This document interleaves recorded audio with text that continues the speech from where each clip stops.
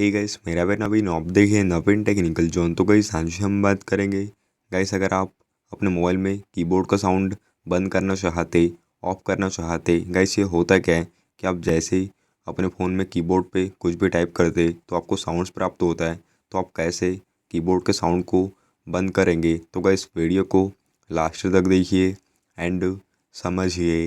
And अभी तक आपने हमारे चैनल को सब्सक्राइब नहीं किया है तो प्लीज़ सब्सक्राइब कर लीजिएगा। तो आपके करिएगा अपने फ़ोन्स में देखिए सेटिंग्स को ओपन कर दीजिएगा एंड यहाँ पे आपको सिस्टम सेटिंग्स पे क्लिक कर दीजिएगा एंड यहाँ पे आप कीबोर्ड एंड इनपुट मेथड पे क्लिक कर दीजिएगा एंड यहाँ पे आप कीबोर्ड पे क्लिक कर दीजिएगा। तो यहाँ पे आपको प्रेफरेंसेस पे क्लिक कर दीजिएगा एंड यहाँ पे आपको नीचे में देखिए साउंड ऑन की प्रेस वाला ऑप्शन दिया जाता है। तो आप यह ऑप्शन को डिसेबल कर दीजिएगा, इस टाइप से ऑफ कर दीजिएगा। तो आपके फ़ोन में कीबोर्ड का साउंड बंद हो जाएगा। तो गाइस ये था आज का हमारा टॉपिक।